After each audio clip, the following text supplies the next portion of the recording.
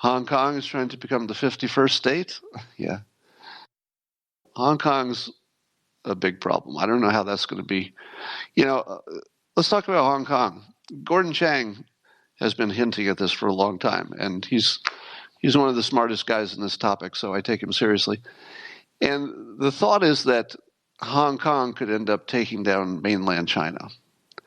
Now, my first reaction to that was, that's not going to happen, because mainland China is pretty darn secure and pretty solid, and Hong Kong is isolated, and I didn't see how it could infect the mainland. But if Hong Kong doesn't give up, and it looks like that might be the case, it looks like Hong Kong might not have any give up in them. Hong Kong may have decided. You've heard me say this before. It's one of the best pieces of advice and ways to look at the world you'll ever see. There's a real big difference between wanting something and deciding to have it, because you act differently. If you simply want it, you might not put in all the sacrifice and cost to get it. It's just something you want, but you can't afford it. If you decide to get it, then cost doesn't matter, because you're just going to go all in. You're going to die trying if you've decided.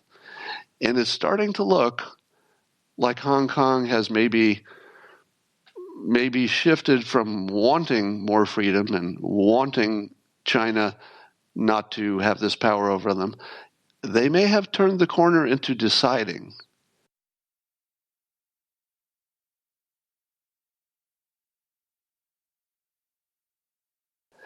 It's starting to look like that. I can't tell, because that's really internal thoughts. You can't see them from here. But it looks like they've upped the level of personal risk to American Revolution levels, meaning that the founders of the American Revolution, they knew full well that if they didn't succeed in the most unlikely task against the biggest foe, Great Britain, England, just England, they knew if they didn't succeed, they'd all hang. And they said that expressly, and they were right. So Hong Kong is in that same situation. If the people whose faces have already been caught on surveillance, if they don't succeed, a lot of them are going to hang. Figuratively speaking, they may end up in jail. So it's not impossible, as I sit here today, it is not impossible to imagine that Hong Kong will change China. I wouldn't have said that a year ago.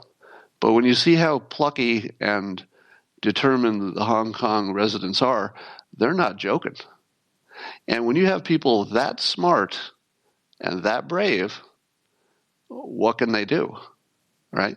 Because the reason that the Americans won the revolution is that England had all the, you'd think the resources and the wherewithal, but the plucky Revolutionary Army and its leaders were apparently very smart and very brave. If you put those two things together, smart and brave, and you're on your home court territory, I mean, there's a reason that the Taliban can kick everybody out of Afghanistan.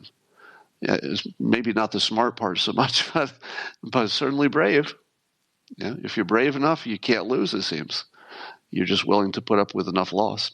So do not count out the fact that China might be in a lot of trouble next year. And Hong Kong might be part of it. Debt might be part of it. Shrinking economy might be part of it. So could be a tough year for China shaping up.